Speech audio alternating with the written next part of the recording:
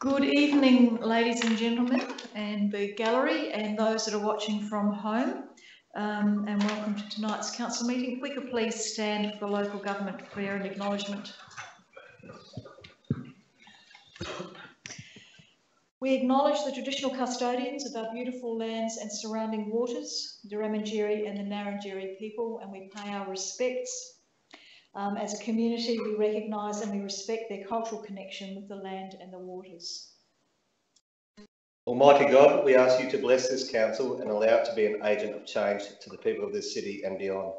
Direct and prosper its deliberations to the honouring of your name and the welfare of the people whom it serves. Amen. Amen. We gratefully acknowledge the men and women of the Navy, Army and Air Force who made the supreme sacrifice in the preservation of Australia's freedom and democracy. We also proclaim our gratitude to those who return to us. Thank you. Please be seated.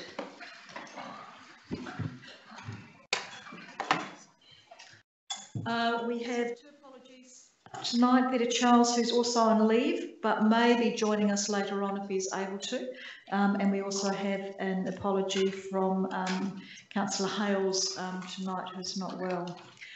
Can I just remind councillors of their requirements of disclosures of material, actual and perceived conflict of interests of items listed in the agenda. The Local Government Act requires that you declare any interest and provide full and accurate details of the relevant interest to the council prior to consideration of that item on the agenda. Please be aware of that. There are no items adjourned or lying on the table, and so we now move to item 5 on the agenda, which is the minutes of the previous meeting of the 27th of July 2020. And the recommendation is that those minutes be confirmed as true and accurate. Thank you, Councillor Schofield, and Councillor Henderson seconding that. Do either of you want to speak to that? Does anybody want to speak to that? All those in favour? That's carried unanimously, thank you. Item 5.2, minutes of the special council meeting of the 3rd of August 2020, and the recommendation is that those minutes be confirmed as true and accurate. Does someone want to move that way? Thank you, Councillor Henderson, and again, Councillor Schofield. Do either of you want to speak to that? Does anybody have any questions or want to speak to that? If not, all those in favour? That's carried unanimously. Thank you very much. There are no deputations tonight. There are no questions from the gallery and there are no petitions. So we now move to Office of the Chief Executive Officer and item 9.1, which is the outstanding resolutions list for August 2020. And the recommendation is that Council receive and note the outstanding resolutions report.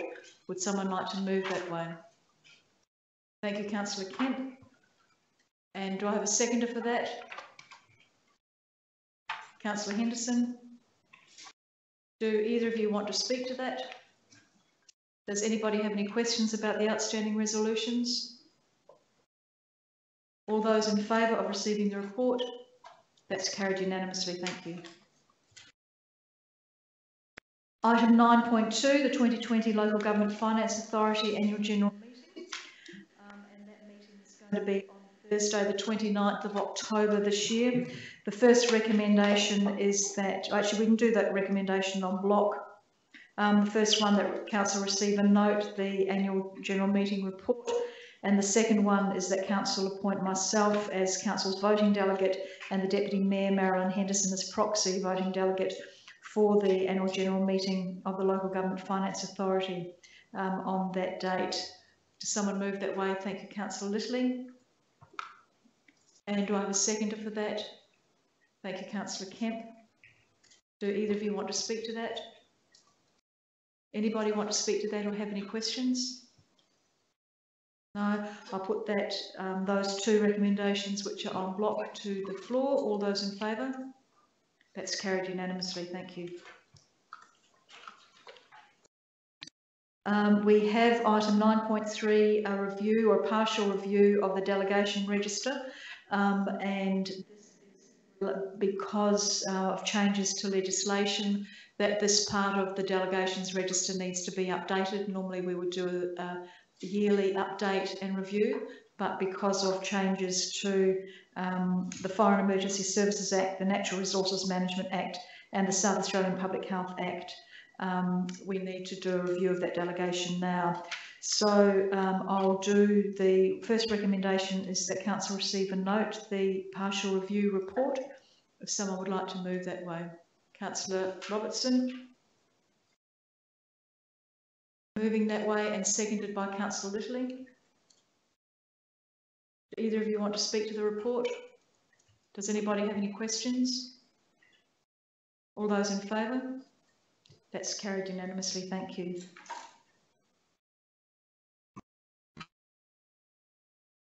The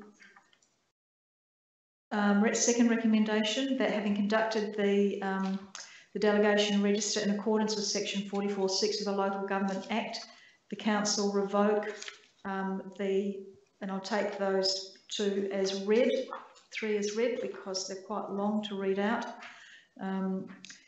So do I have someone to move recommendation 2, which includes 2.1 revocations and 2.2 delegations made under the Local Government Act? Councillor Henderson and Councillor Schofield. Do either of you want to speak to that? Does anybody have any questions or want to speak to that? Councillor Kemp. Thank you, Mayor Jenkins. Just a question to the CEO. With these number of variations with the delegations, how much impact on council will these have, or little impact, a big impact in some areas? Thank you for the question through the Mayor. No, very minimal impact. The main changes are with the Natural Resource Management Board Act changing to the Landscape Act, but predominantly most of those have actually transferred over. They're just under a new title, so they are very similar delegations that were previously in place.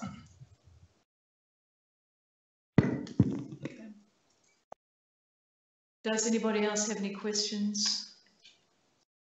Right, so I'm taking those on block, the 2.1 and 2.2.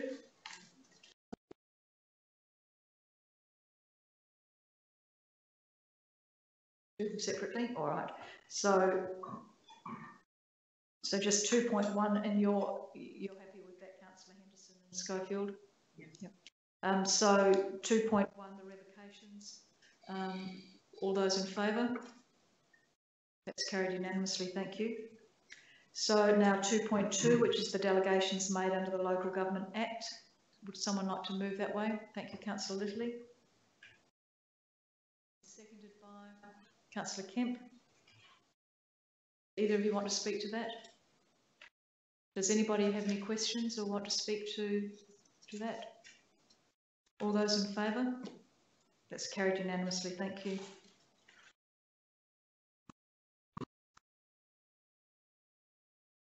We now move to item 9.4, the Fleurieu Regional Waste Authority Board staff member appointments.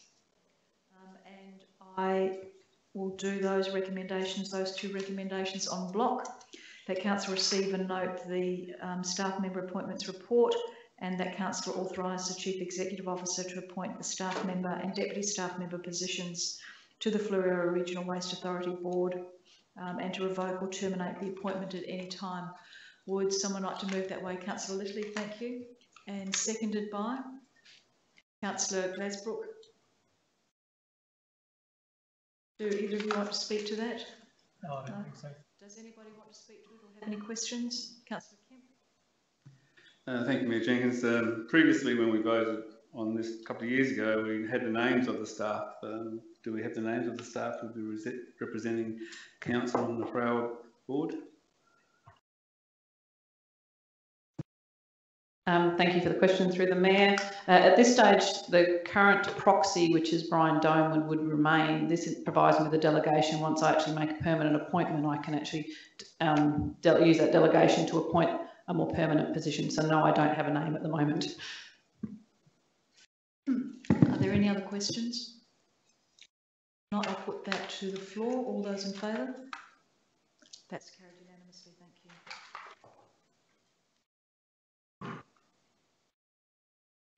Community and Development, we have 10.1, the Council Assessment Panel Independent Membership Vacancy. And I will do these recommendations individually because they concern different people.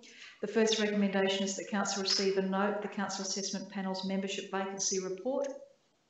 Thank you, Councillor Henderson, and seconded by Councillor Schofield. Do either of you want to speak to the report? Does anybody want to speak to the report? Councillor Robertson. Thank you, Mayor. I'm just curious as to the appointment of these independent members. Basically, in this case, for the Council Assessment Panel, how is that done? How is that process done? Is it advertised, people apply for it?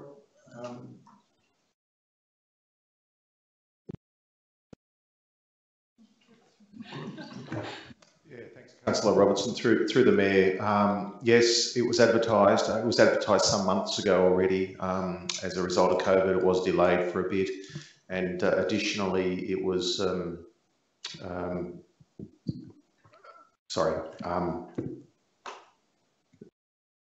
what I was about to say, but anyway, it was delayed for a bit as a result of COVID. So, and what I was about to say is there's constant change within the planning system at the moment as well. So it has been moving around a bit.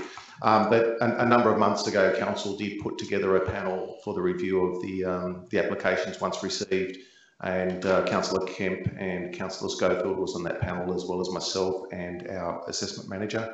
And this is essentially the end process of that, albeit that initial panel was for the appointment of an independent member, not the chair. But in that time, the presiding member or the chair has resigned as well. So the process did identify two suitable candidates. So it covers, this report covers off on both of those. Are there any other questions or discussion? I'll put that to the floor. All those in favour? That's carried unanimously. Thank you. The second recommendation is that Council appoint Ms Sue Giles to the Council Assessment Panel as the independent member. Would someone like to move that way? Thank you, Councillor Schofield. And seconded by Councillor Henderson. Do either of you have any questions or want to speak to that? Does anybody want to speak to that? All those in favour? That's carried unanimously. Thank you. Third recommendation is that Council appoint Mr Michael Doherty as a presiding member of the CAP until the implementation of Phase 3 of the Planning and Design Code. Would someone like to move that way? Thank you, Councillor Henderson. And seconded by, thank you, Councillor Mann. Either of you want to speak to that? Does anybody want to speak to that? Councillor Robertson? Just another question. Thank you, Mayor. Does this mean that when Phase 3 of the planning and design codes are coming into place, that new positions will be sought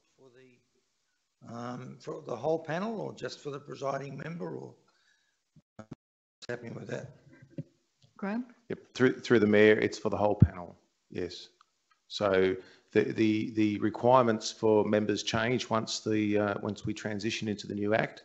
So there are various accreditation requirements required of all panel members. So the process will have to ensure that those credentials are met by any candidates. Are there any other questions or comments? If not, I'll put that third recommendation to the floor. All those in favour? That's unanimously carried. Thank you very much. We now come up to Corporate and Customer Services and the financial assistance request from Encounter Bay Sporting Club.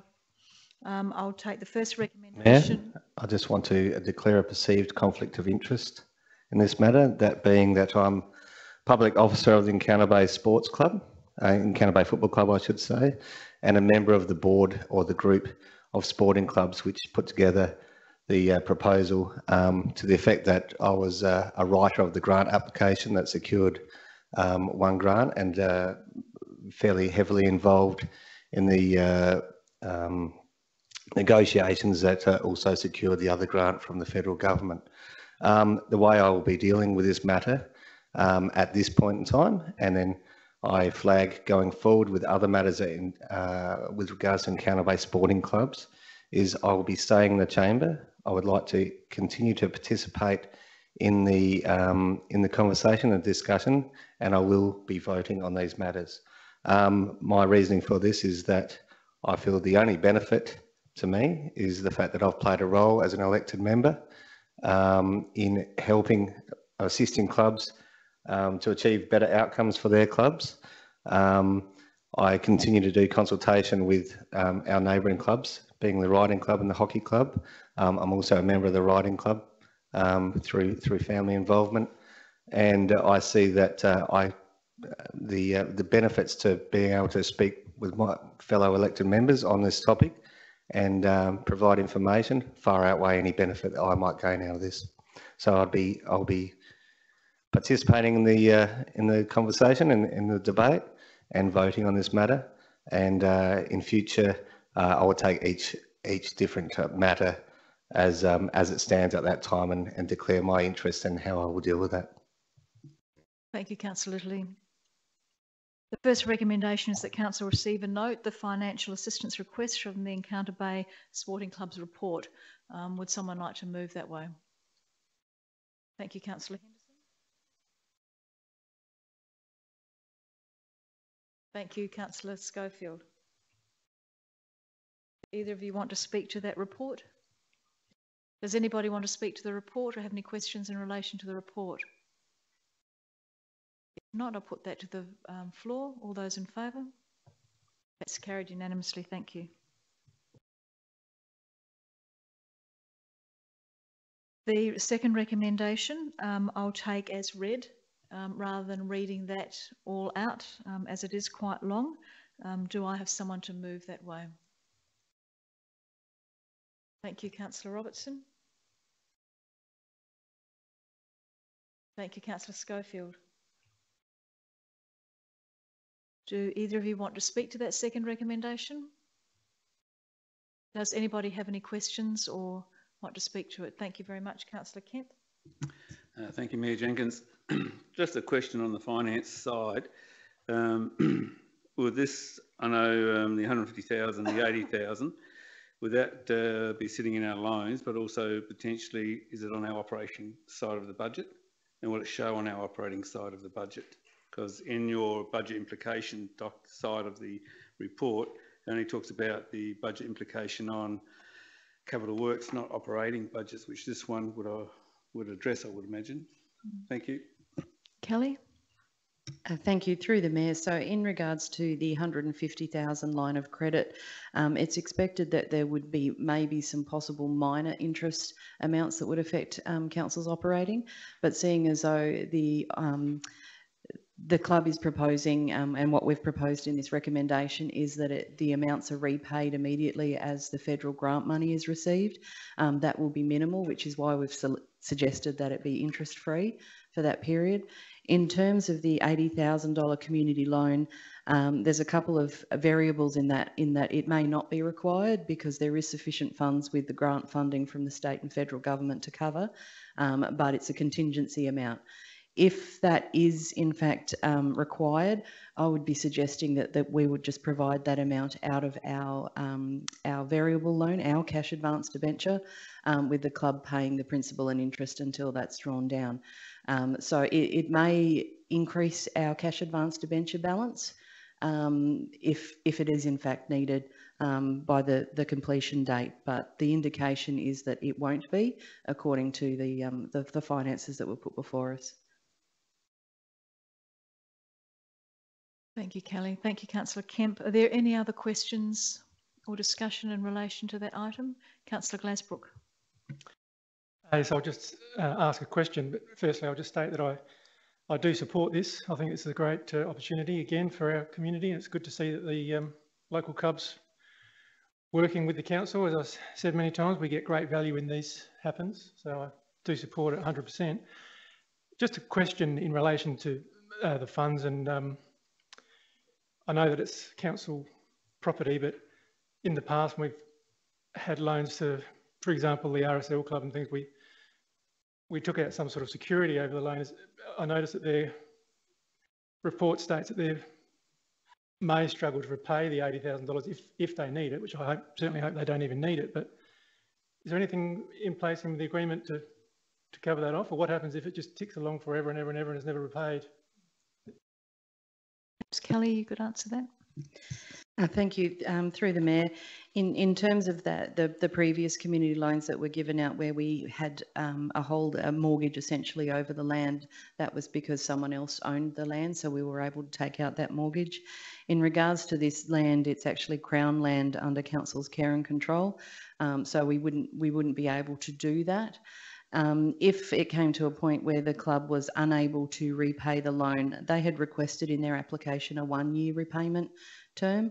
We can always negotiate that to be longer so that we can bring down the repayments to an amount that the club can manage and can pay within their capacity, or council at some point could decide to waive that loan as well. So there's a couple of options if we get to the point where the loan is required and the club is struggling to repay those. Thank you, Kelly. Thank you, Councillor Glasbrook. Are there any other questions before I put this to the vote? In that case, all those in favour? That's carried unanimously. Thank you. Recommendation 3 is that Council endorse an increase to the capital budget of $100,000 for the purpose of fire safety equipment and a grease arrestor upgrade to the Encounter Bay Football Club, subject to all other approvals and consultation with the Council's Building Facilities Officer. Moved by Councillor Henderson and seconded by... Thank you, Councillor Glasbrook. I would ask councillors to don't leave us waiting, hanging with bated breath. If you're not worried, if you don't want to second something or move something because you disagree with it, fair enough. But we don't want the same people doing the same things all the time. So thank you very much for that. Councillor Glasbrook, and do either of you have any questions or anything that you'd like to say? Does anybody have any questions? Councillor Robertson? Yes, Mayor, I have a question about this. Where did this figure of 100,000 come from? Is this because it's got in here that it's subject to other approvals and consultation with the council's building safety officer? So is this based on some actual assessments, or is it a figure that's got some padding in it in case they may need more? My understanding, Councillor Robertson, is that it covers the costs of the upgrade to the fire safety system and grease arrestor. The expected cost is $100,000. If you turn to page 88, they've outlined that in their letter to council, so that's in the report, but perhaps Kelly can give us some further information to that. Yes, thank you, through the Mayor. So the amount that we've included is based on the application form and the letter that was received from the club.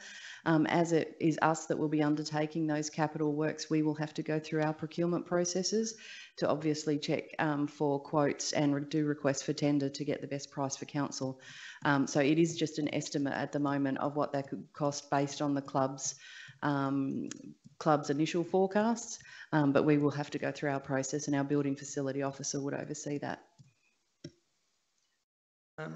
If I may ask another question on that, so the procurement of these fire safety system upgrade and the grease trap, grease arrestor, I suppose,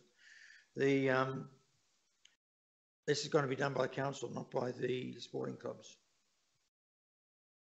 Kelly, can you answer that, please? Yep, through the Mayor. So the reason why council will be doing this portion of it is so that we can treat it as a capital item. If we were to provide the club with a donation to do those works, it would be an operating cost and affect our deficit. So by doing it as a capital item, because it is in theory our property and our facility, we can treat it in terms of accounting treatments that way as a capital item. But we will definitely be going through a process to make sure that we get the best value for money for council. Thank you, Kelly. Thank you, Councillor Robertson. Councillor Little, you've got a question? No, through the Mayor, I can possibly shed some light on where that figure of $100,000 has come from that was put in the application, and that is an informed figure that the project team had sought out some guidelines as to the costs of both those items. Obviously, council's ability to get a better price might affect that end figure, but it's an informed figure that that information was sought out from providers. Thank you, Councillor Little.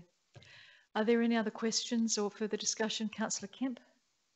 Thank you, Mayor Jenkins. On that matter of the fire safety systems, I understand they had some consultants come in to do some preamble type work, project work. Because council's going to fund this under a capital project, and of course the whole process development applications go through our planning department, is council going to re-look at the fire safety systems to ensure they are appropriate and compliant to what the building requires as part of the process? Will a building fire safety committee be involved just to check the figures to make sure that they have the right systems in place? Graham. Yes, thanks through the Mayor. The Building Fire Safety Committee's doesn't necessarily need to be involved, although it certainly can be, and it can be referred to them as a point of reference. What would ordinarily happen is the building certifier that is engaged to provide the certification work would go through the process of determining whether all the various elements meet the building code requirements and those types of things, which would include the fire safety measures and the structure and any other type of element of the building that is governed by the building code and standards. So once that's certified by the private certifier, that's if they use a private certifier, it could come directly to council. If it came directly to council as the certification body, then it would be more than likely that we'd also then refer that to the Building Fire Safety Committee. But if it does come through from a third party certifier, then sort of council doesn't have a role there other than accepting the certification and generating the final development consent for it. Just a follow-up question, if I may. If a private certifier does provide a building certification, a building consent, because it's on council land as per se, and it sort of forms part of the council area, would council be looking at it a bit more closely just to ensure that the private certifier has ticked all the boxes? Yeah, through the Mayor again, just I guess putting the hat on as the landowner, certainly that would be in council's best interest to do that, and I'd anticipate that the property team would do that as well as it goes through that process. Yeah. Thank you, Graham. Thank you, Councillor Kemp. Are there any further questions relating to that item? If not, I'll put it to the floor. All those in favour? That's carried unanimously. Thank you very much. Environment and Infrastructure Services, we go to 12.1, the request to rename Kent Reserve to Moerang.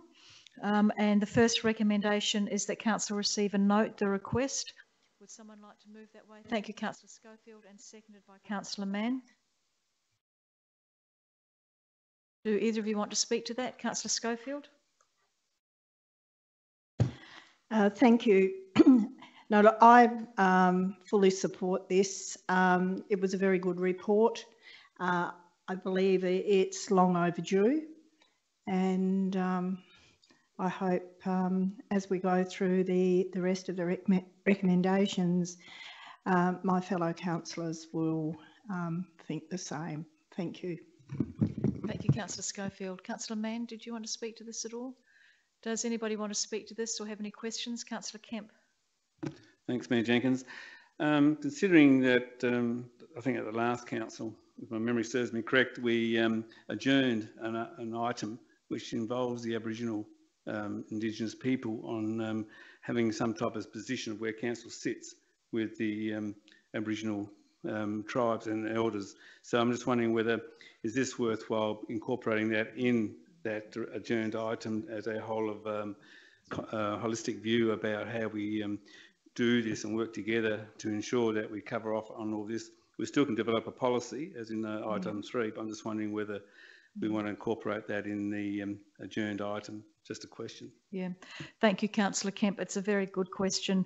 Both the CEO and I have a leader-to-leader meeting with the Narrandjeri Aboriginal Corporation next week, I think it is, and we'll be talking about those items there and looking at developing a memorandum of understanding with them in relation to moving forward around issues that might impact or affect or be of interest to the Aboriginal community here. Does anybody else have any other questions or any other comments in relation to the report? In that case, I'll put it to the vote. All those in favour? That's carried unanimously. Thank you. The second recommendation is that administration consult with the Narrandjeri Aboriginal Corporation and Council's Heritage Advisory Group to determine whether they support a name change for Kent Reserve to Moerang, dual naming of this reserve and the inclusion of an option for dual naming of public places in Council's road and public place naming policy. Someone like to move that way? Thank you, Councillor Henderson, and second by Councillor Littley. Do either of you want to speak to that? Councillor Littley? Yeah, I'm just so that I'm pleased to see the 3 options there. You know, I grew up playing Red Rover all over on Kent Reserve, and I know it as Kent Reserve, but I'm equally as willing and wanting to recognise the Narrandjeri people and the Ramandjeri people in our community, places like this. So I'm quite pleased to see that there are a number of options there to retain some of our European history and original names, but also celebrate and acknowledge Indigenous places and names. So, thank you, Councillor Littley. Does anybody have any questions or want to raise anything? Councillor Robertson? Yes, thank you, Mayor. Yes, I agree with Councillor Littley, what he's saying on that. Although in the case of Kent Reserve, it seems to me that it's already got a name, an Aboriginal name in very large sign language on it. I'm not sure whether that indicates it's already been given as a dual name to it or not, but it's already very large sign there already. Yeah. If you have a look on page 90, Councillor Robertson, it outlines that dual signage for Moerang Kent was installed at Kent's Reserve in 2009, 2010. However, there was no formal reserve name change which occurred at that time. So what we're looking at now is a more formal name change and those options that Councillor Littley outlined. Are there any other questions that people have in relation to that? If not, I'll put it to the vote. All those in favour? That's carried unanimously. Thank you. Recommendation 3 is that following consultation with the Narrandjeri Aboriginal Corporation and Council's Heritage Advisory Group, the administration review the road and public places naming policy and hold a workshop with the City Activation and Strategic Planning Advisory Committee to consider consultation feedback and recommendation to policy changes.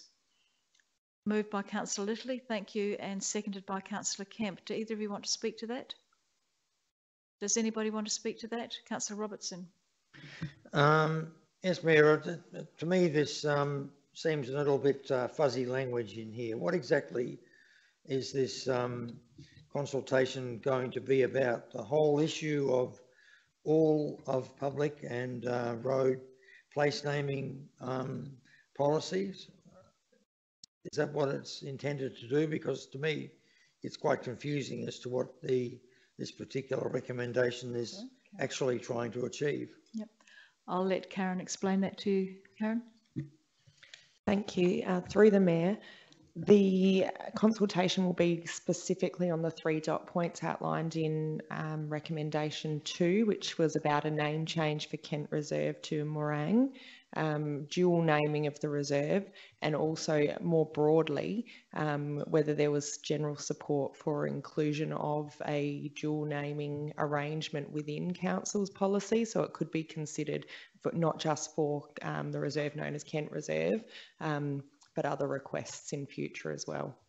So there may be support for one or more of those options, but it's really about determining what their position is.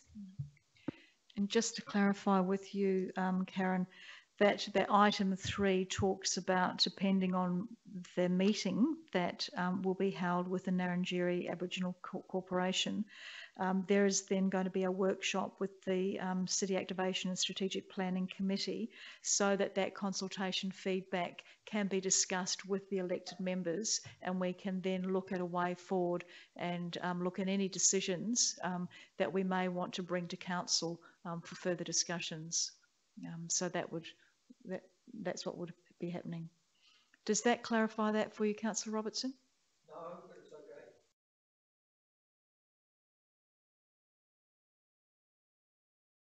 it's okay. Okay. Perhaps I'll ask the CEO, might be able to explain it more clearly for you. Through the Mayor, if I may, Council's policy that you currently have for naming of roads and public places doesn't have any provision in it about dual naming. We've done some research, and obviously Alexandrina Council does in their policy. They automatically consider dual naming, where this council has only had either a European name. Some names there are within our listing. There are some Indigenous names, but that hasn't even been consulted with the Narrandjeri Regional Authority of the day, which is now the Narrandjeri Aboriginal Corporation. So we actually think it should be reflected quite clearly in Council's policy, so you have a clear policy position on it.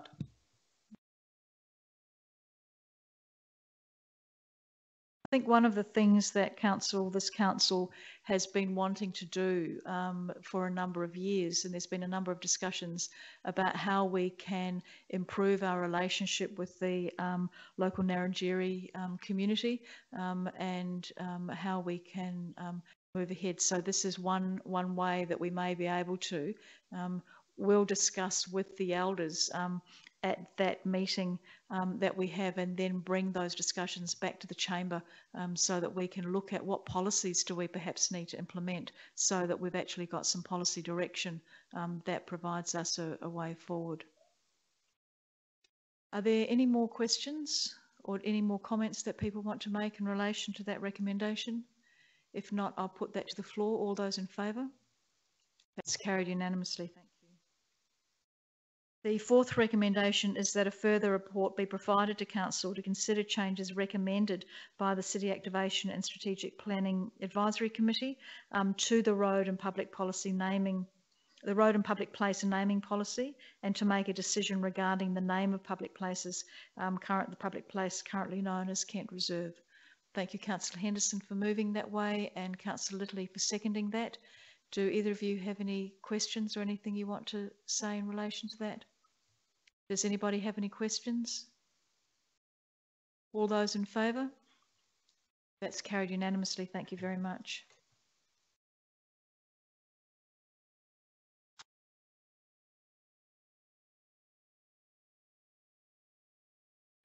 Revocation of community land status, the roadside buffer reserves, and this is on Welsh Road. I will take that recommendation en bloc, that Council receive and note the roadside buffer reserves report in relation to Welsh Road, and that the ministerial approval dated 22nd of July, Council revoke the community land classification on lots 35, 40, 41 and 62 as contained in the certificates of titles that are documented there. Does someone want to move that way? Councillor Kent. Seconded by Councillor Littley. Do either of you want to speak to that or have any questions? Does anybody want to speak to that recommendation or have any questions? Thank you, Councillor Glasbrook. Yeah, sorry, I would just ask a question. I hadn't thought about this until about 3 seconds ago. So Welsh Road, this is obviously the ring road. This is not going to allow vehicle access off of these allotments onto the ring road. Karen? Thank you. Through the Mayor, Yes, it is about allowing vehicle access, but it would be certainly in a very considered way. We recognise the speed limit along there and that there are certain considerations in relation to the number and location of entrances, but this is about being able to provide some access to that land division that abuts this community land. Yeah, okay, I wish I had taken a bit more notice of this now. I didn't realise, I thought it was, we recently had something come to council in relation to Green Hill Road with some, and I thought that was tied up with this, but this is something totally different, obviously. Yep. Okay. Yep. So has this been to council before? Have we had this presented to us before? So I've missed that too, sorry. Well, I'd have to probably speak against this just off the top of my head, because we don't want to start allowing entry points all the way along that road, because in another 10 years, 20 years or whatever into the future, that'll be another 50-kilometre-an-hour road. And it was designed, in my opinion, as a ring road, as to keep people out of the town and bypass the town centre if they're heading out to Encounter Bay or vice versa. So I think that this is a very, very slippery slope. And I wish I had realised this before 3 seconds ago, because I would have prepared myself a little bit better. But yes, I'm definitely not in favour of that. I think we should be very, very, very cautious before we allow that to happen. We need to protect that road as far as I'm concerned. Can I just say, I'll come to you, Brian, Councillor Littley. If you have a look on page 97, there was we did look at that back in, doesn't have the date, in December last year, and it went out to community consultation, and there wasn't any objections from the community in relation to that. The revocation of this land status is for 4 buffer reserves, and it is a new residential land division going onto there, so they need to get onto Welsh Road. Is there anything else that you want to add that? No. Councillor Littley? I'd actually like to withdraw my seconding of this recommendation, and I'm going to thank Councillor Glasbrook for picking up with regards to this, the vehicle access off a Welsh Road. I'm not saying that I won't support this in the long run, but I will withdraw my seconding of it, and if someone else wants to second it, and that's based on feedback from, I understand what the community consultation did when we looked at it before, but that's on the basis of feedback that I've been hearing in recent weeks and an own personal experience along that road with the 100k zone and pulling onto that road. So thank you, Councillor Glasbrook. Does anybody want to second that motion? Thank you very much. No. Councillor Mann, you happy to second that? Moved by Councillor Kemp, seconded by Councillor Mann. Did you want to say anything, Councillor Mann? Speak, not for now. Okay. Do you want to say something, CEO? Through the Mayor, if I may, it's not in the 100k section, it's in the 80k section. It's very close to opposite Arambira, and it's part of the Hickenbotham estate. And my understanding, and I'll stand corrected, but it's about 1 entry going into the new Hickenbotham estate when it's established. So it's not part of the 100 zone at all. It's part of the 80, and it's about providing a slip lane to the entry into the Hickenbotham, but 1 entry only. Councillor Kemp? Thanks, Mayor Jenkins. I've just got a question. I guess it's in the design concept of slip lanes. One is turning right off Welch Road into the subdivision. There's also people coming out of the subdivision crossing that section of road also. So in the designer, and it is a Dipty road or a council road, because I'm just wondering about council road. If that's the case, then in the designer you'll be putting multiple slip lanes in for turning rights and for people to access out in case people coming over that hill past those storage sheds at 80 k's an hour and seeing a car in front of them. It could be quite dangerous. I understand where Councillor Littley and Glasbrook are coming from, but is there some assurance that council can provide the chamber that those types of designs will be high priority for safety and location to ensure to minimise any crashes that may occur due to the speed limit or change the speed limit? Are they future things that we could look at? Through the Mayor, they're all the sorts of things that a land division application, a development application for land division will look at. So if a land division involves any access onto roads or needs to be create new intersections, all of those intersections need to be designed to Australian standards and to the various policy requirements that we have for council as well. And get referred to our engineers accordingly to vet those plans and to ensure that they do meet the standards. So that all takes place through the development assessment process. Councillor Littley, yep. I am able to speak to this now. Yeah. It's good to get the reassurance from our staff and hearing what other elected members are saying, and I'll see how I vote as it goes forward.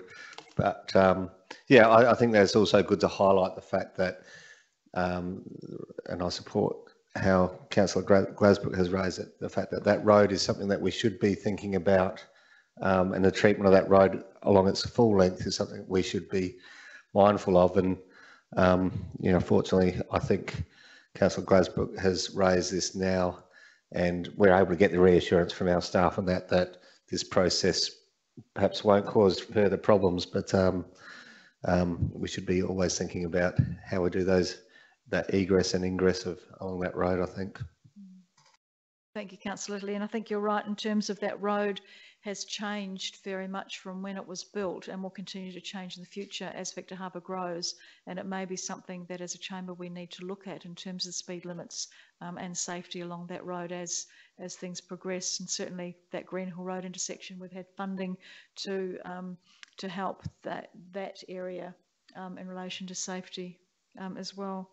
Councillor Glasbrook, you've spoken. Have you got a question? Yes, I have got a question. So I do remember that now, I'm sorry, now that you've mentioned where it was.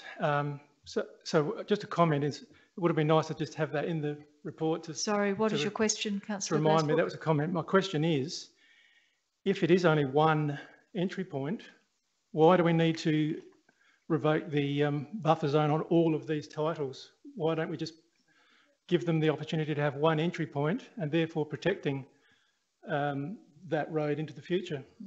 Yep. Graham? Through the Mayor, that would stand as one title at the moment, that entire strip of buffer, and it fronts a number of different allotments. So the idea would be to revoke the whole lot, so that it's not necessarily to provide access to each of those individual allotments. It's to provide the opportunity for a road to be designed in the most appropriate location, taking into consideration the safety elements that Councillor Kemp was alluding to. And then as part of that process, a buffer zone could actually in fact be put back on for the remaining strip again. So it's actually to get rid of the whole lot, so it can get looked at, and the intersection can be designed, and those locations that aren't subject to the intersection could be conditioned to have a buffer back onto it to continue to protect, I guess, vehicle leakage onto the ring road, if that's what the concern is.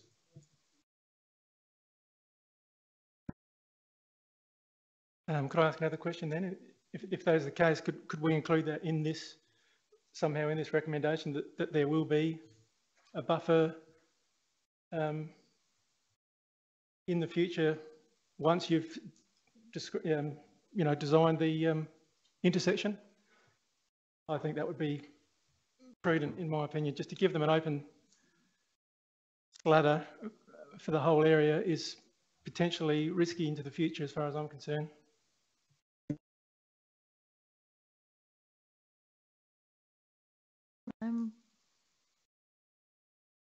Karen?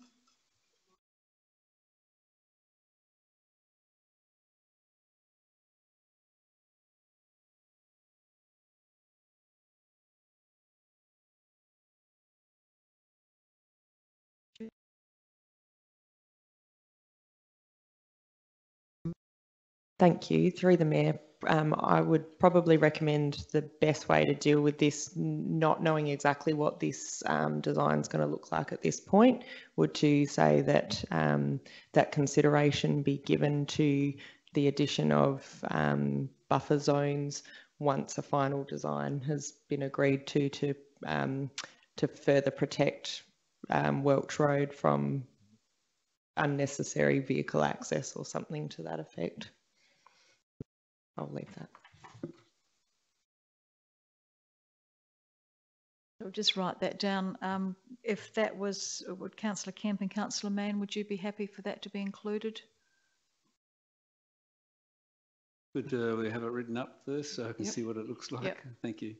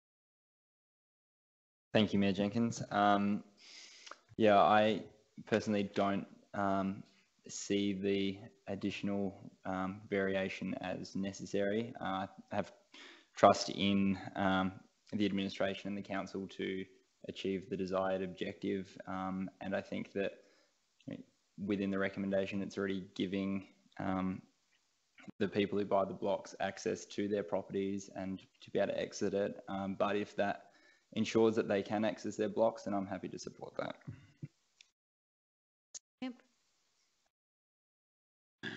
I think where Councillor Glesbrook's coming from, my understanding, Councillor Littley, is they want to ensure that buffer zone is in place. It's not for further consideration or further debate. It's really about ensuring that what land is never used or not going to be used for an intersection goes back automatically to a buffer zone, so it can't be used for further intersections or entry points. So I'm just wondering that we take out that further consideration be given. It's just the variation will be the reinstatement of the buffer zone to protect, line safety and I can't read it without my glasses, but yeah. Safety and integrity of Welsh Road. I think one of the difficulties is that because they don't know where the access points are going to be, you won't know where that buffer zone is going to be. So it will have to come back to council. Is that correct? So it will need to come back to council. I just thought that the design will just determine what's left over, and what's left over is and not then required. we'll come back to council. Yeah, you would become a buffer zone automatically without further consideration. But it's got to come back to council for more discussion and decision making. I think there is a jeopardy of that buffer zone won't go ahead as a safety barrier, depending on the day, what happens in the debate. Karen, can you respond to that? Certainly. Through the Mayor, I absolutely understand what it is that the council there is trying to achieve, but any further reinstatement of community land status would also need a council resolution, and it would need to be as specific as the language that we've got in recommendation 2. So I think the most important thing would be to express what council's intent is in order to instruct the administration as to how to progress and bring a further decision back to council once that design has been agreed to. So it's still instructing us, the administration, as to what council's intention is, but you would need to have a very specific resolution about which components would be further returned to community land classification. So just clarifying, Councillor Mann and Councillor Kemp, are you happy for that to be added, or otherwise we can do that as a separate motion? You're happy for that, Councillor Mann? Councillor Kemp, are you happy for that to be added? Yeah, I'm happy for that to be put in there. Not over happy about the wording, but I guess it's there to ensure that, you know, that buffer zone will be, whatever's not ever used will be put back. Fine, Thank you. Are there any more questions or any comments? Councillor Robertson and Councillor, you've got a question, Councillor Glasbrook. Councillor Robertson first. Thank you, Mayor. Yeah, a couple of questions, if I might. First up, to my understanding, this Hickenbotham land there is really quite huge. It runs all the way along Adelaide Road until almost opposite Strawberry Hill Road, and then it runs over the brow of the hill behind the storage shed place, all the way down to the river. It's a pretty massive piece of land, so presumably it'd be a massive community in there. There's only two ways that they can get out of that land, and one is on the Adelaide Road, and the other is on the, well, I think we call it the Ring Road, but one of the reasons why I'm sure we didn't get much feedback on the community consultation is if we said Welsh Road. Well, it's known variously as Welsh Road, Armstrong Road, the Ring Road. People can easily get confused. I think it's an amalgamation of all of the roads. But the my concern out of that is I can't believe that such a massive area of subdivision would only have one exit from it, one access point. And because if it did have only one, it would be a massive and continuous traffic jam at that particular point. And whether it accessed onto the Ring Road or onto Adelaide Road would have the same impact. It would be creating enormous traffic jams there. One of my other concerns, which I raised last time this was brought up, in relation to this buffer zone, this is a question for the administration, is that what I hope we don't allow to happen is that we have another Colorbond Canyon running down the Adelaide and Ring Roads, that the developer is going to develop that site in relation to, they'll do what they did along the edge of the housing estate that borders on the golf course, on the McCracken golf course, stick up this 2 metre Colorbond fence down the side of it, which would be a disaster, I think. So I support this, but I would also like to see that we make sure to what extent we have any say in this, because it's a massive development. So whether it comes in front of the council's development approval processes or whether it just goes straight to the state government, I don't know. But it's a massive development.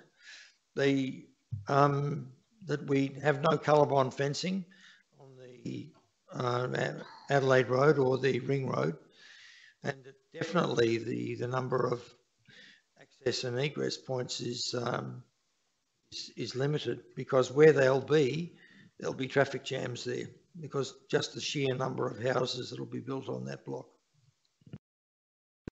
Thank you, Councillor Robertson. Councillor Glasbrook, you've got a question?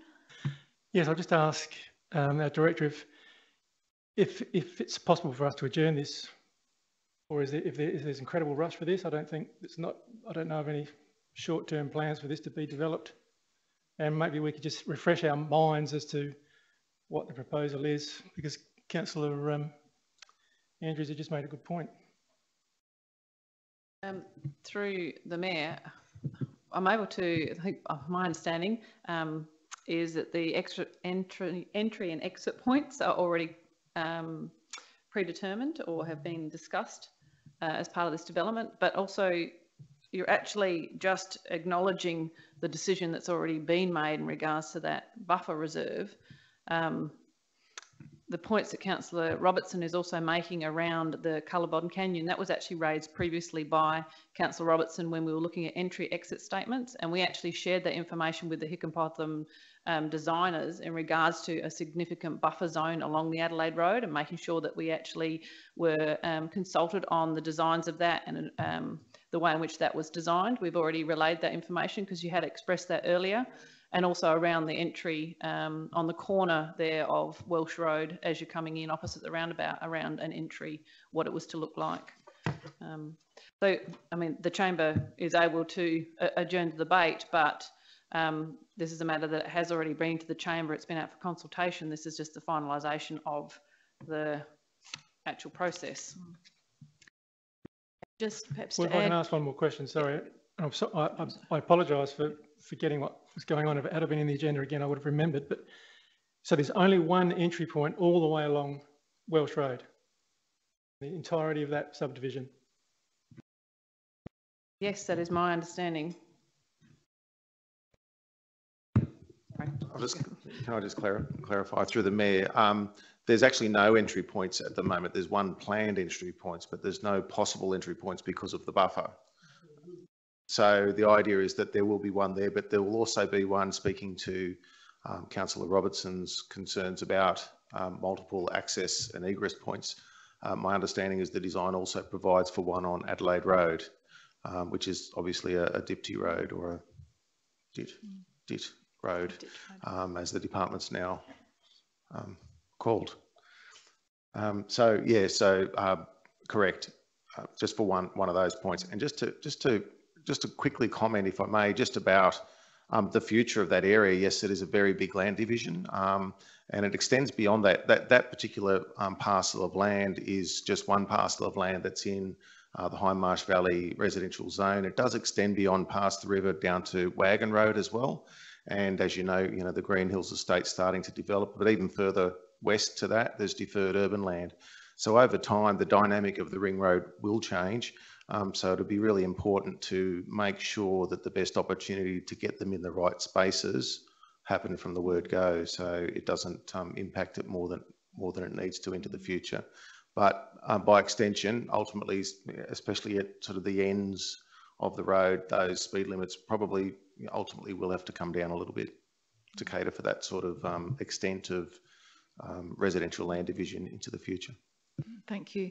And just picking up something that the CEO said before in relation to this, as you can see on page 97 in the commentary, the approval for this, written approval for this was has been received from the Office of the Minister for Planning, Transport and Infrastructure in July in relation to revoking these lands. So it's already been approved. This is just the last stage of that approval process coming through Council.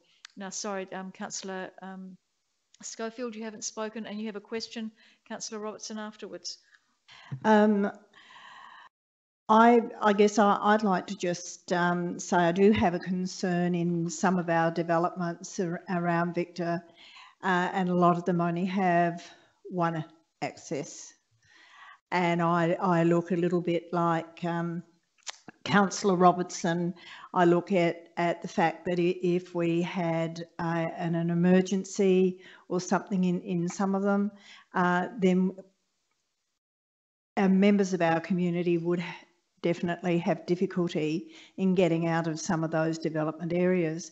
So I'm just wondering that in the future, are we able to request that the developers put in a few more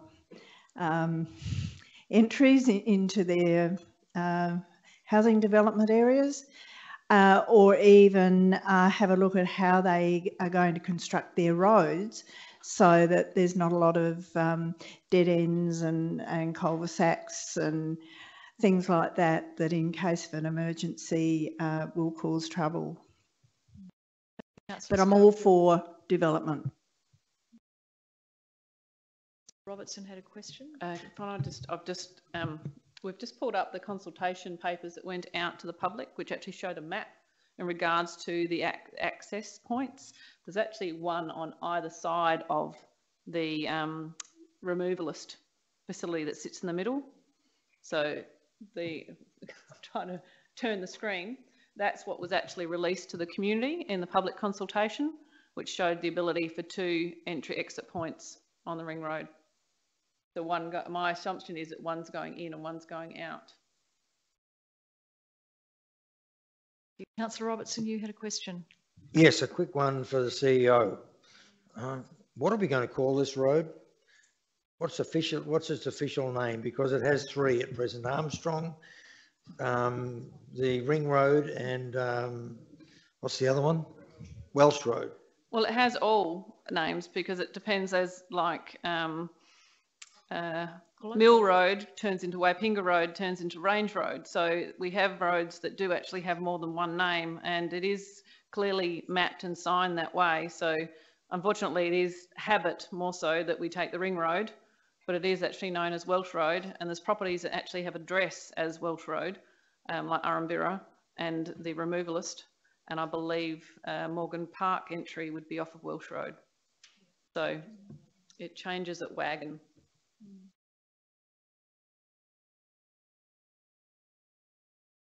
Okay, is there any further discussion in relation to the recommendation?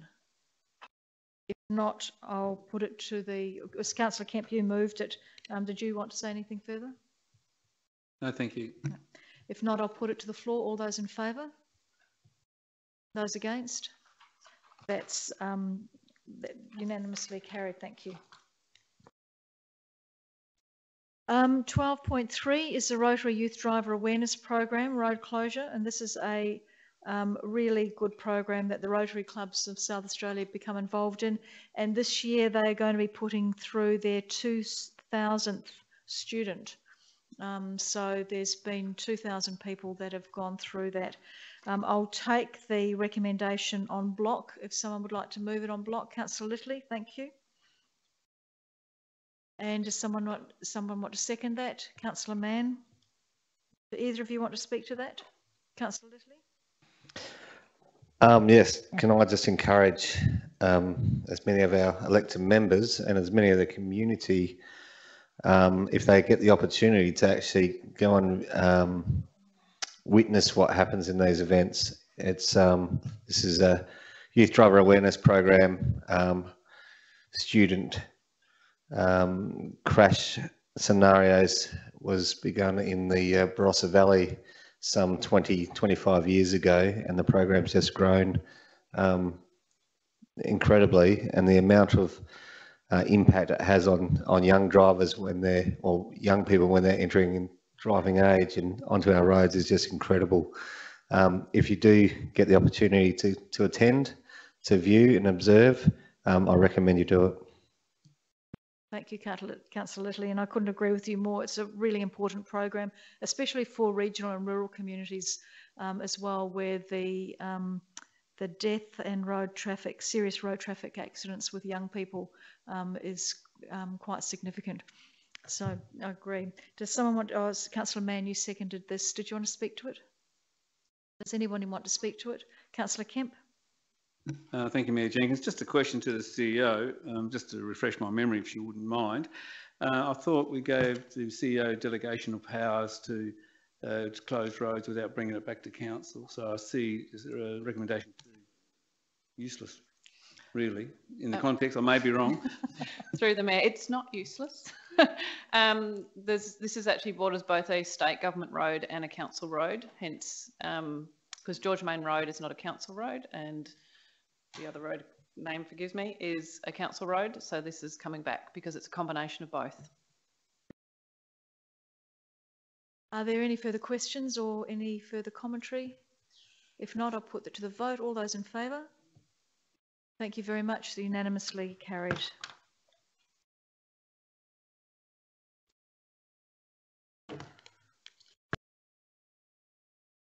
We have the minutes of the council meetings, and the first one is the City Activation and Strategic Planning Advisory Committee meeting. And the first recommendation is that council receive and note the minutes of the meeting of the 4th of August as provided in attachment A. Thank you very much, Councillor Schofield. And I'd like to welcome Councillor Charles. Thank you. Nice to see you, Councillor Charles. And Councillor Henderson seconding that. Do either of you want to speak to it? Does anybody want to speak to it? Councillor Charles, we're on page 104 of your agenda. And we're looking at the first recommendation. I'll just wait for you to get it so that you can contribute.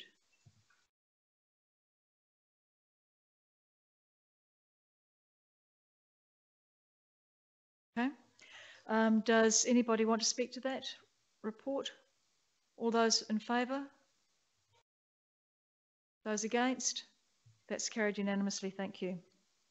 The second recommendation is that Council support the Newland Memorial Uniting Church proposal to progress to stage 2, preparation under the unsolicited proposal policy and guidelines, and in doing so provide in-kind support and guidance required for, by the church. Would someone like to move that way? Councillor Robertson.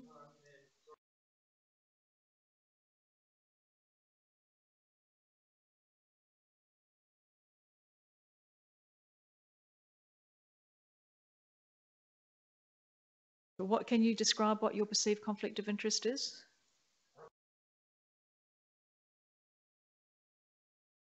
Thank you very much. Sorry, did I have a mover? Was Councillor Henderson? And a seconder is Councillor Littley. Do either of you want to speak to this? Does anybody want to speak to this or have any questions? Yes, number 2. Councillor Glasbrook. I'll just make a very quick comment in relation to our policy, unsolicited bids policy. I've got quite emotional at our meeting that I was disappointed that we used that policy with one of our community organisations. So I just wondered if in the future at some stage we could maybe consider changing our policy or looking at that. I just think that the first thing that anybody thinks of if you say an unsolicited bid is it's in some way corrupt, or, and I know that that's not the word of the meeting, but that's certainly, you know, a lot of people would feel that way, and I just felt that it was inappropriate. So that's just my thoughts. I think the feedback from the Newland Memorial Church was that they found the policy extremely helpful because it provided guidelines for them to actually follow in relation to getting some extra money into doing things for the church. So I don't know whether or not the CEO wants to provide any other commentary in relation to that, and it may be at perhaps our next CASPAC meeting we can go through that policy again, Councillor Glasbrook, because I know that while it may be the name of the policy that is giving you concern rather than the actual policy itself, and yet it needs to be named that way because that's what it is. But it is something, we've never had a policy like that before, and it's providing a lot of guidance for community groups and businesses who are looking for support for council. Does anybody else have any questions or any commentary? Councillor Charles? I think it would be good if we could have the CEO say a few words on this for the benefit of the people who are on live stream, who probably wonder what we're talking about. I think you haven't been here for the last month, and at the CASPAC meeting we talked quite a lot about that, and I do believe that that was streamed or videoed, but every so often we miss an episode of something. I would imagine there are people there that didn't see that CASPAC meeting, and it won't hurt, surely. Through the Mayor, obviously, to explain, I do concur with Councillor Glasbrook, because I was concerned about his concern about the use of the policy, and my meetings and discussions with the Newland Church were nothing but excellent in terms of actually working through that policy. So I don't think the policy's content needs any review, but certainly the title could look with some review. But also Councillor Robertson provided with an email only this morning, I'll say, in regards to the possibility of promoting it more or explaining what the policy is for. And unsolicited does give probably not the best meaning of what we're trying to achieve, and it's about proposals that come to council that aren't part of council's annual business plan or budget or its long-term plan, that are new ideas, initiatives of not only community groups but private investors or private industry or businesses within our community. So we can look to provide some further explanation to our community about the policy, but also look at the title. And I know Graham House did try to, we moved away from unsolicited bid policy to unsolicited proposal policy, but we still seem to be calling it the unsolicited bid policy. It's not actually called that, it's the unsolicited proposal policy, because he didn't like the name either. So very happy to look at the name and title. Thank you. The big ideas policy. We're going to call it the big ideas policy. I think that's probably better. Does anybody else have any questions? Councillor Robertson. Mayor, just on that issue of the unsolicited proposals policy which we have, I think it does help a lot.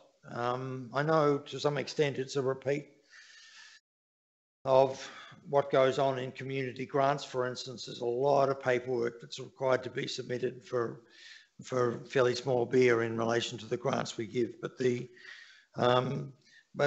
at the level of the unsolicited proposals policy, it does, as the Mayor mentioned, provide a structure to the expected proposal itself, and it forces the proponent to actually think through what they're doing, because the next stage, there was the presentation given for the first part of the policy for the stage one. Now there'll be shortly the presentation of the business case for that, which is an even more rigorous process. I think that can only help clarify from the community proponents' points of view that what they're getting themselves in for is something that they really are prepared to, in a business sense, to follow through on. Thank you, Councillor Robertson. Are there any other questions or any other commentary in relation to recommendation 2? If not, I'll put it to the floor. All those in favour? That's carried unanimously. Thank you. Recommendation 3 is that council provide a donation of $5,000 to the Newland Memorial Uniting Church for the purpose of meeting immediate building safety requirements regarding power distribution and emergency egress. Would someone like to move that way? Thank you, Councillor Glasbrook. And Councillor Charles. Either of you want to speak to that? Does anybody want to speak to that or have any questions? All those in favour? That's carried unanimously. Thank you.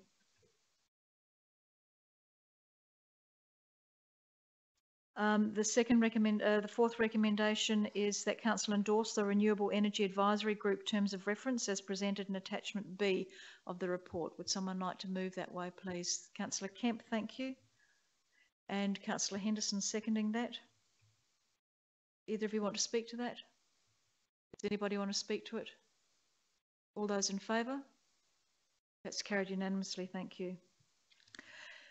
So at the moment, the next recommendation is related to the appointment of the chair of the Renewable Energy Advisory Group.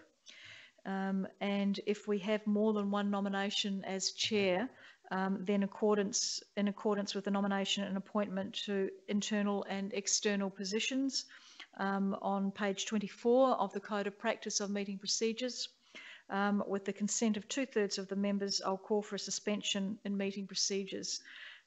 So what I'll do now is call for nominations to that meeting, to that group. So two nominations for chair. We actually have Councillor Henderson, Councillor Littley and Councillor Robertson are the council members on that group. So we'll be looking for a chair from amongst them. Yes. You're not interested in that?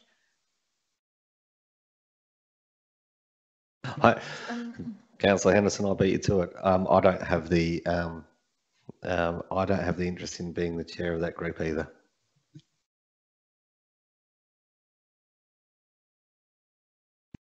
I was going to say the same, but by default, because I didn't get in first or second, I will put my hand up to be chair. You sure about that? Well, Because I'm aware of. I'm going to be at all the meetings anyway, and somebody has to chair it. So. All right, thank you. Thank you very much. So we don't need to go into the to look at nominations or to do a secret ballot, and we now then go to recommendation 6 that council appoint Councillor Henderson as chair of the Renewable Energy Advisory Group. Thank you, Councillor Schofield, and seconded by Councillor Kemp. All those in favour? I was waiting for you to put your hand up, Marilyn. And that's unanimous. Congratulations, Councillor Henderson. The 7th recommendation on that list from the CASPAC meeting is that council undertake a genetically modified crop management act community engagement plan as outlined in attachment C to the report. Would someone like to move that way? Councillor Henderson, thank you, and Councillor Robertson seconding that. Do either of you want to speak to that? Does anybody want to speak to that? All those in favour? That's carried unanimously. Thank you very much.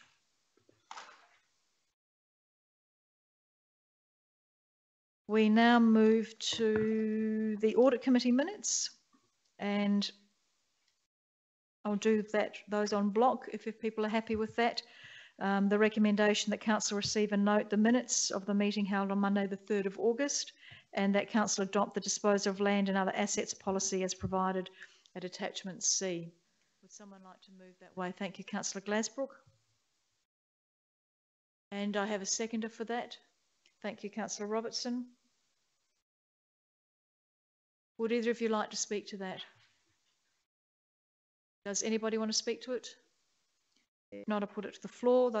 All those in favour? That's unanimously carried. Thank you very much. 13.3 is the Fleurieu Region Community Services Advisory Committee minutes of the 11th of August. And I will do that recommendation on block. That Council receive and note the minutes at 11th of August. That Council considers and endorses the drafted letter to the Minister for Health regarding security concerns of the Southern Fleurieu Emergency Department as provided at attachment B. And that Council endorses the revised terms of reference for Fleurieu Regional Community Services Advisory Committee as provided at attachment C. Happy to move that way, Councillor Schofield? Do I have a seconder for that? Councillor Henderson? Do either of you want to speak to that? Does anybody want to speak to that or have any questions? Councillor Kemp? More as a question, come statement, I suppose. But the draft letter, according to the papers, is going to be signed by the chair of the committee, Councillor Henderson. I would have thought that would be more of a job of the CEO or the mayor to sign letters to a minister, not from a Section 41 committee chair.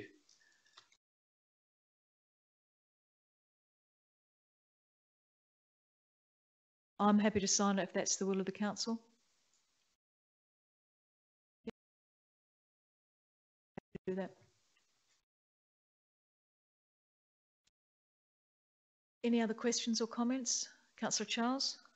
Would it be, Barry, just a tiny bit more weight if we had both you and the CEO sign that letter, since it's a very serious matter. I've seen the video of the meeting and the report that was given by the representative from the hospital. And having done the security at the hospital in the past, the external and conducting staff to cars and things like that, and taking a weapon off a person on another occasion in the middle of the night, I think it's very, very important that we have some, well, something, you know, where somebody can completely lose their mind within the building with drugs and so on these days. I think it's necessary to have a very serious look at it full time. If that's the will of the chamber, I'm happy to ask the CEO to sign it, co-sign it. with that? We don't want to be speaking to the coroner. Yep, so that's fine. Any other comments or anything? I'll put that to the vote. All those in favour? That's carried unanimously. Thank you. The subsidiaries and representative reports. The recommendation is that Council receive and note them. I'll just give you an update in relation to Encounter Youth and Schoolies, because there's been several, there's been quite a lot of communication and media in relation to that. We're currently looking at having a meeting with Encounter Youth and SA Health to look at how the event or events may be managed in this COVID environment. The final say is up to SA Health, and they will determine how the Schoolies event or events, and the reason I say events is that it may need to be, the structure of the Schoolies Festival may need to be changed this year as a result of COVID-19. The Schoolies Festival has been the way that the City of Victor Harbor has managed the influx of young people and schoolies down here, and so Encounter Youth have done a fantastic job at protecting the City of Victor Harbor and keeping our young people safe while they celebrate the end of Year 12. Because of the COVID situation, they may not be able to have the event those celebrations in the same way as they have done in the past, and so we're looking for direction from SA Health as to how that will go ahead and what will go ahead. And so I've been saying that it's important for all of the stakeholders to meet and to talk about the issues from their perspective and decisions to be made. So I will keep you up to date, and I'll keep the community up to date whenever I can. And I look forward to the meeting that is, it's currently on hold in our diaries, and we're just waiting for confirmation. As you would be aware, SA Health and SAPOL are both extremely busy at the moment, and they've got a lot more on their plate. So I don't think that we're number one on their priority list at the moment. This isn't until November, but as soon as we know something, I'll be able to let you know. So that's the update in terms of schoolies that I thought that you and the community might be interested in. Councillor Robertson? Yeah, I have a question, Mayor. I trust that in these processes of whether they decide Schoolies goes ahead or not, but if SA Health decides that it doesn't want Schoolies to go ahead, that there is there going to be a contingency plan as to what might happen if the Schoolies themselves decide to come to Victor anyway? Yeah. And this is the issue, Councillor Robertson, that the schoolies come to Victor, and it's about how do we manage it. And so I would imagine that Encounter Youth and SA Health are looking at different models to manage the influx of young people down here and keep them safe and keep the community safe. In the worst case scenario, if we got COVID down here, or South Australia became as Victoria is now, the police and SA Health, with a couple of days' notice, can actually put a stop to it. It would need a huge amount of policing. It would need a huge amount of work. There's already been over 3,000 bookings made to caravan parks and holiday homes down here. However, that could happen in an emergency situation. Because of COVID, things are changing so quickly, and so we need to be aware that the worst case scenario that can happen. However, you know, the young people have had a really hard time, and they'll be finishing their exams. They'll be wanting to enjoy themselves, and we need to look at how we can best manage that and how we can look after the community and also keep them safe. And so SA Health and the police and Encounter Youth and us will all be working together to ensure that that happens. Councillor Kemp? Thank you, Mayor Jenkins. More of a question than a statement too. On the opposite side of the coin, you know, we put out a major advertising program to stop people coming here at Easter. you know, and the council can do that. If we don't want the event here because our community doesn't want it here, because they feel fearful about all these people coming, council can stop the process as well, can't we? We can not open the reserves up, not make it available. We can't stop people coming, but we can certainly request them not to come if this COVID-19 is a fear factor for our community. But at the moment, we don't have a full understanding of how our community is reacting to schoolies. There are snippets of information going around and comments, but can you just assure me in a sense that, you know, if the community, as time comes closer to the event, says they don't want it, can council stop the event? In Easter, when we were asking people not to come down, that was very much on the advice of SA Health and the state government. So we will be very much depending on the advice of SA Health and on the state government. It's not something that council can do on its own. We need to. It's really complex and lots of issues involved. We will be taking the advice of SA Health and the government on this, and doing everything that we can to keep the community safe, because that is what their number one priority is too.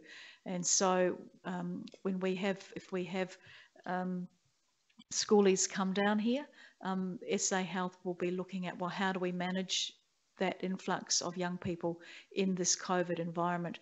And if it is not safe for them to come down, SA Health and the police will be able to put out a directive in which, absolutely, as you said, Councillor Kemp, if that directive is put out, then the council will do everything it can to enforce that the same way that it did in Easter.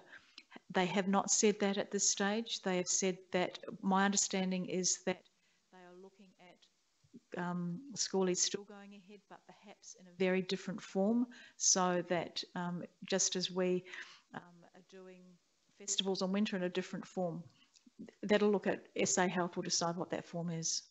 Thank you, Mayor Jenkins. Look, my question was, if our community backlashes and says they don't want it, can council stop it through a vote through the chamber saying we are not providing any of our reserves for the event to go ahead, so the events won't go ahead? Can we do that? Has council got that power to stop this if our community wants it? If council said we're not letting you use Wallen Reserve, or we're not letting you do anything, we're going to have 3,000 odd young people come down here and not be safe. You're going to get the toolies and the schoolies, and you're going to get people being drunk all over the place. It's going to be what it was like 20 years ago before it started being managed. It's really important that if it is safe to do so, and with the direction of SA Health and the police, that we work together to keep our young people safe and to keep our community safe. Safety is the number one priority of SA Health, of the police, of the council, and of Encounter Youth. And so we will be following that direction and looking at that. And things change really, really quickly. So I'll let you know everything that I'm able to after we've had the meeting. The recommendation is that council receive and note the representative reports. Would someone like to move that way? Councillor Kemp, thank you, and Councillor Robertson seconding that. Does anybody have any questions or any comments about any of the other representative reports? Not, I'll put to the vote. All those in favour? Those against? That's carried, thank you. Sorry, Councillor Charles, would you in favour or against? I didn't see your hand. I put my hand up okay, probably before everybody else. So that's unanimous. Unanimous. Thank you. Unanimously passed. We now come to the member reports and the mayoral report. And the recommendation is that council receive and note the mayoral report. Someone to move that way. Thank you, Councillor Mann, and seconded by Councillor Henderson. Any questions about the mayoral report or comments? Not. All those in favour? That's carried unanimously, thank you. The elected member reports. Someone like to move the elected member reports, and we have a report from Councillor Schofield. That's the only one there. Councillor Henderson, thank you, and seconded by Councillor Glasbrook, thank you very much. All those in favour? That's carried unanimously. Thank you. We have a motion on, there are no matters of urgency, no questions on notice. Are there any questions without notice? Councillor Kemp. The last ordinary council meeting, I raised a question, which I thought it would have been in this paperwork, about the artwork on the wall along Bay Road there, where was the painting originally, which was put through our budget bids, but now there's been grant funding, there's been an artist allocated, and it's going to be a mosaic, and yet I'm not quite sure how that all came about, because it didn't come back through chamber for any approval. So that's what basically was the question, but I haven't had no answer in this paperwork. Yeah. There should have been something, you may have read something in the elected member update that came through on Friday. True, but I thought if I asked a question in chamber, the answer would come back in chamber.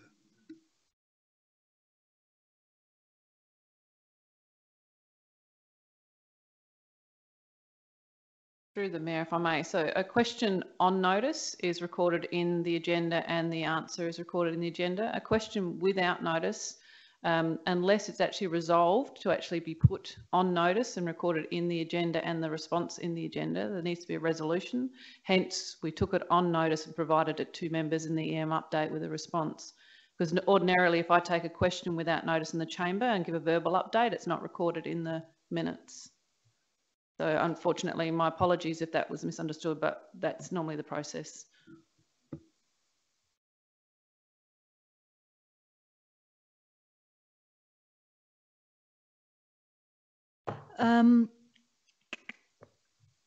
Any other questions without notice? We move on to motions on notice, and we have a motion on notice regarding the Fleurieu Futures project from Councillor Glasbrook. And the first recommendation is that Council receive and note the motion on notice, Fleurieu Futures project. Thank you, Councillor Charles.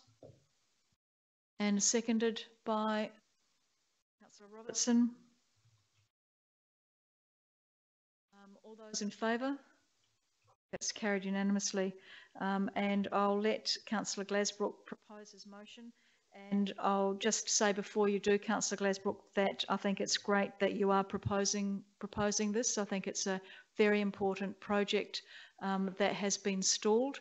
Unfortunately, the last meeting was cancelled that we had, and we haven't been able to get that going again. So I think that it's absolutely timely that this motion is brought, and I commend the Mayor of Yankalilla for also bringing that to the attention of his chamber.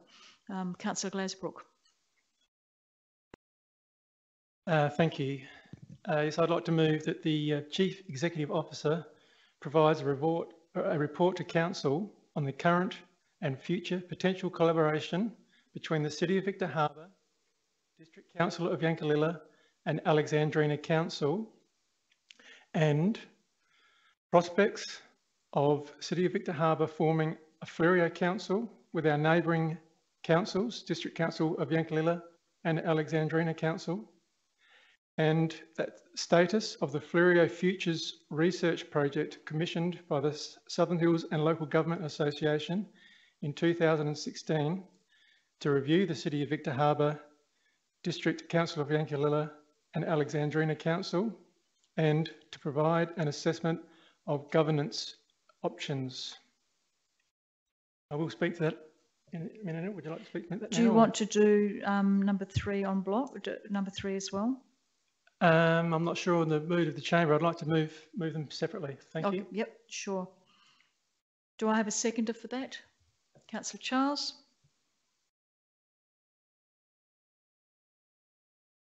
Councillor Glasbrook, do you want to speak to that? Yes, I do. I just want to say that this is something that I'm very, very keen to see go ahead. I've just got a few points here that I'd like to just mention for the gallery and for the people who might be listening at home. Just as in relation to a little bit of history, very, very briefly, in 2015, the Alexandrina Council, Victor Harbor, City of Victor Harbor, sorry, and District Council of Yankalilla, which I think it was 2014, 15, I think, it doesn't matter. initiated a research project called the Fleurieu Futures in association with the Southern Hills and Local Government Association. The work to date on those reports was fully funded by the Local Government Research and Development Fund, following submissions by our councils. In March 2017, 2 reports, and I have them here, they're quite substantial reports, titled the Fleurieu Futures Stage 1 and Stage 2 reports, were presented to the previous councils, which facilitated the development of a methodology that could be used by any group of councils who wanted to explore greater regional collaboration. While all 3 councils supported future progress of the research in 2017, due to both executive officers of Victor Harbor and Alexandrina leaving their respective councils and other competing issues, unfortunately, progress was placed on hold. So with that in mind, and of course with the fact that we've got the state government looking for local government reform, and we have our own desire to improve efficiencies and increase collaboration with our neighbouring councils, as well as the positive announcement made from Yankalilla, I believe it's a good time for us to recommence our investigations into these potential future opportunities. These reports clearly show, and I must remind members that these reports are still confidential at this stage, but they clearly show that there are significant similarities between the Fleurieu councils, and they also provide a foundation for us to explore possible collaboration opportunities, identify potential efficiencies, and to improve the services to our communities. So, as I said, I'm very keen to and hope that this will go through. I think there is enormous potential. This decision tonight is simply to establish a pathway to recommence the discussion. So there's no, we're not putting anything in place or putting anything concrete. It's just to get the ball rolling again on something that I think has enormous potential for our community. So I hope that members will support it. Thank you. Thank you very much, Councillor Glasbrook. And I think, I think you're right in terms of the importance that this provides with regional collaboration, the opportunity for shared services between councils. And at the moment, there's doubling up and tripling up of some services that may be able to be shared. And we already have the likes of Frawa, we already have the likes of Fleurieu Tourism, and there may be opportunities for greater regional collaboration on a number of other things, which is cost savings for our communities, and also helping things run much easier. Councillor Charles, you seconded this. Did you want to speak to it? No, I think it's just a pathway, and I think Councillor Glasbrook has brought it, made it quite clear. And anything you could discuss, really, it's pretty well in confidence anyhow. So, but it's a good idea. It must be followed through. Thank you. Does anybody else have any questions or want to discuss? Councillor Robertson and then Councillor Henderson. Yes, thank you, Mayor. This to me, there's 3 main issues that come out of this to me, and that is coincidentally, as this has come up, the 3 councils are busy thinking about or starting to work on replacing all their enterprise resource programming software. And we're all at different stages, but of course there would be a tremendous amount of benefit to everyone if that major project went ahead together, and the outcome of that was to facilitate, be a catalyst for the essence of what's going on here. This is, secondly, it's not a discussion about amalgamation of councils. It's a discussion about, well, not a discussion, it's about setting up an arrangement whereby services are shared and provided to other councils, not just working on a common issue like, say, waste disposal through FROA or the Aquatic Centre is going on there. But I just have a question for Councillor Glazebrook, if I could, and that is this report, or two questions actually. I really find it strange as to why these reports are in confidence, because clearly it's going to have to be something that goes out to public consultation, warts and all, and I just don't see why it's in confidence. The second thing for Councillor Glazebrook, though, is the reports themselves go into quite some detail on these issues that that he is asking the CEO to report back to council on. CEO is a busy person. It's another major job off her desk, or to put onto her desk, I should say. I'm wondering what else we would get from her that's not already in these reports. So I'm wondering why we're doing that, because to me, the processes of kickstarting this would be, yeah, whether they be workshops or community consultations or whatever, but go out sooner rather than later to get consultation going within the community about what they think about these items. And fourthly, to me, if we go down this route, what is the purpose of having a Southern Hills and Fleurieu, another layer of local government in terms of our operations? To me, it would mean that Southern Hills and Fleurieu is writing itself out of a job. So I just put that, if I might, through the chair to Councillor Glazebrook. Councillor Glazebrook. Thank you.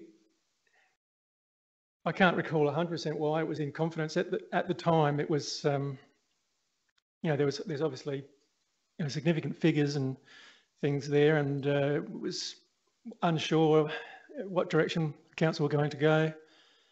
I presumed that we were going to have more workshops and things and progress that along, and then at some stage it would be made public. But that's part of the next motion. You know, hopefully we will be able to make this these reports public. They are very detailed. There are some things in there that you may agree with and some things that you may not agree with. There's certainly things that I do and don't agree with, and of course the report now is a little bit out of date as well, unfortunately, but you know,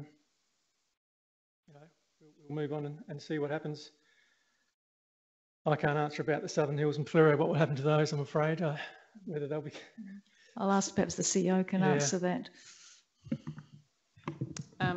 Through the Mayor, in response to your question, Councillor Robertson, Local Government Association, the Southern Hills Local Government Association won't have any involvement in this project moving forward if the three councils choose to work together. They purely auspiced the grant funding from the Local Government Research and Development Scheme on behalf of the three councils. So they've had no direct involvement and will not have any direct involvement. They're pretty much, their part of that project is now ceased. And that was also clarified at the Southern Hills meeting on Friday that we had. So the reports now sit in the ownership of the three councils. And I think before any consultation occurs with the community, the three councils need to have an agreement in regards to how they plan to move forward and have an agreement on how they look to collaborate or resource share and how they explain that to their communities. You need to have a unified voice, and that's what the councils were intending to do when they were first finished. And the reports were actually only presented and received by the Yankalilla District Council and the City of Victor Harbor. So the Alexandrina Council hasn't actually received them at a formal council meeting. The council members of the day received a copy and were aware of the project, but they've always remained in confidence. So each council was at a different stage of receiving the reports in 2017. Councillor Glazebrook. Sorry, I forgot to answer one of Councillor Robertson's questions in relation to what I expected the CEO to bring to the meeting.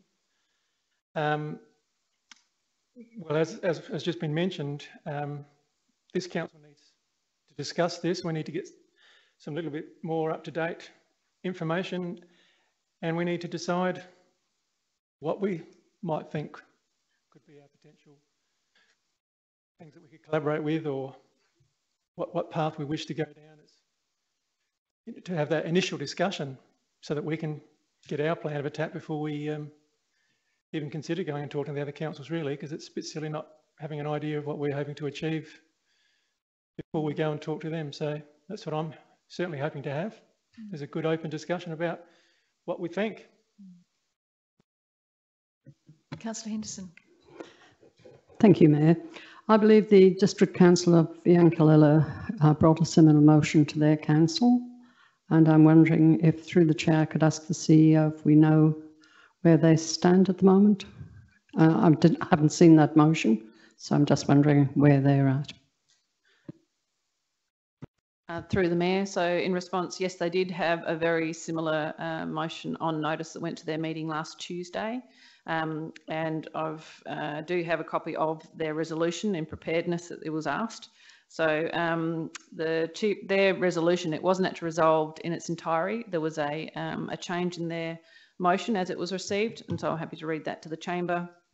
It was resolved that the Chief Executive Officer provide a briefing to the elected member forum on the current and future potential collaboration between the three councils, District Council of Yankalilla, Alexandrina Council and Victor Harbor, and the prospects of the District Council of Yankalilla forming a Fleurieu Council with its two neighbouring councils, Alexandrina and Victor Harbor. That was it in terms of what was resolved, but pretty much the intent is exactly the same. They wanting to get some more information within their chamber. As with yourselves, there's 5 members of this council that weren't involved in the creation or receiving of those reports and would be of benefit getting a briefing. Similarly with Yankalilla Council, they have new members that were unaware of them and wanted to have more of a briefing with the council before they progressed further. Thank you, Victoria.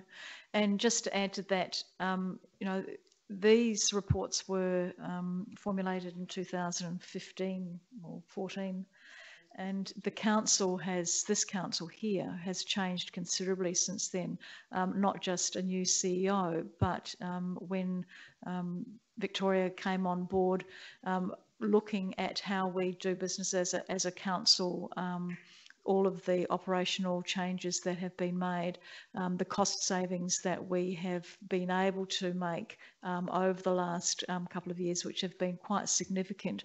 And so those reports really need to be updated quite considerably as well. Is there any further discussion? Councillor Charles?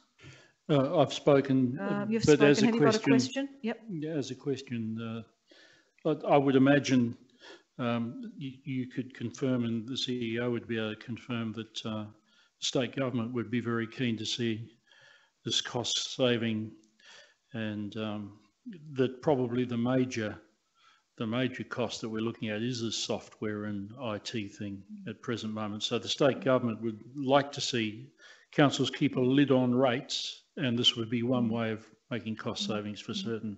We have the support of the state government on this? Yeah, we absolutely have the support of the state government on this, and in fact, just prior to the last meeting, which unfortunately, as I said, was cancelled, the CEO provided an update to Minister Knoll at that time, and the government were very pleased with what the Fleurieu councils were doing in relation to collaborating and looking at cost savings and looking at a way forward. So absolutely, the state government are happy with this. Did you want to add anything to that? Just to add to that, the Local Government Reform Bill that's currently before Parliament actually has a specific provision in there that's looking for councils to look at resource sharing and shared resources.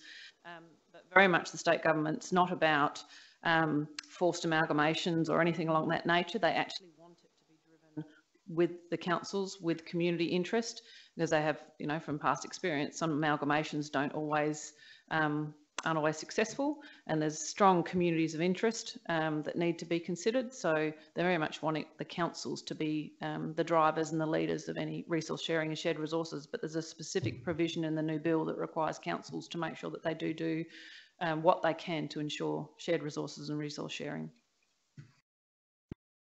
Councillor Kemp. Thank you, Mayor Jenkins. Look, I think I'll support this because I think we need to have the conversation. And it's interesting that we do have a state model in place called shared services.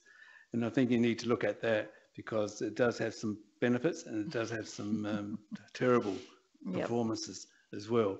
And I think without giving more work to the CEO in the first recommendation here, if possible, if she can get some type of overview of shared services and how it's operated, when it first set up in about 2010, I think, to how it's operating now, because it will give you a good foundation to see how you bring all government departments together into one single area of support and sharing those costs and saving money. Has it saved money? I don't know. Initially, I don't think it did, but I'm not quite sure how it stands now. But it'd be good if there's a possibility to get some type of feedback on the state government model for us to look at as part of our deliberations.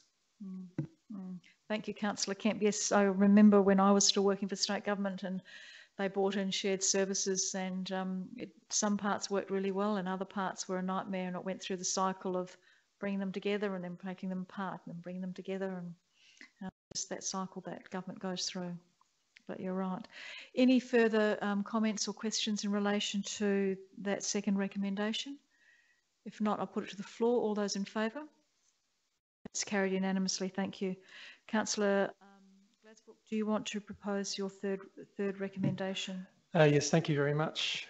I move that Council write to the District Council of Yankalilla and Alexandrina to request permission to release the Fleurieu Futures Stage 1 and 2 reports from confidence, and subject to written approval from the District Council of Yankalilla and Alexandrina Council, that Council authorise the Chief Executive Officer to release the Fleurieu Futures Stage 1 and Stage 2 report from confidence.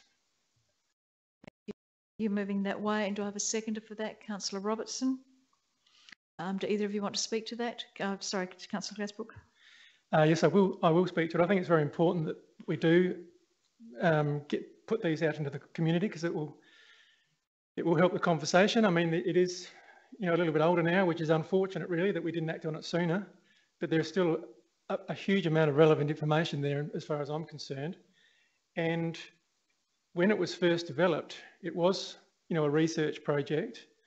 And as I said earlier, that it was to develop a methodology that could be used by any group of councils who wanting to explore regional collaboration. So, you know, we haven't allowed that to happen, which is a little bit unfortunate, I believe, because there's probably other people out there thinking the same way as we are. So I hope that we can have these reports released and let everyone have a look and see what they think. That's all part of the process as far as I'm concerned.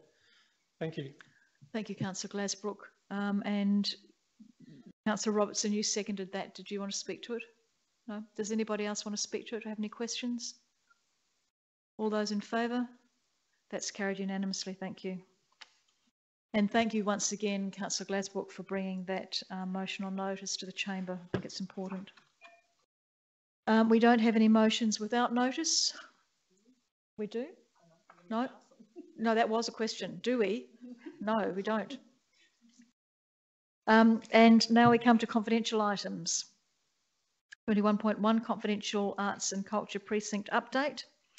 The recommendation is that pursuant to section 92 of the Local Government Act, the Council orders that all members of the public, except for the Chief Executive Officer, Director of Community and Development, Director Corporate and Customer Services, Director Environment and Infrastructure and Executive Assistant, be excluded from attendance at the meeting for agenda item 21.1, confidential arts and culture precinct update.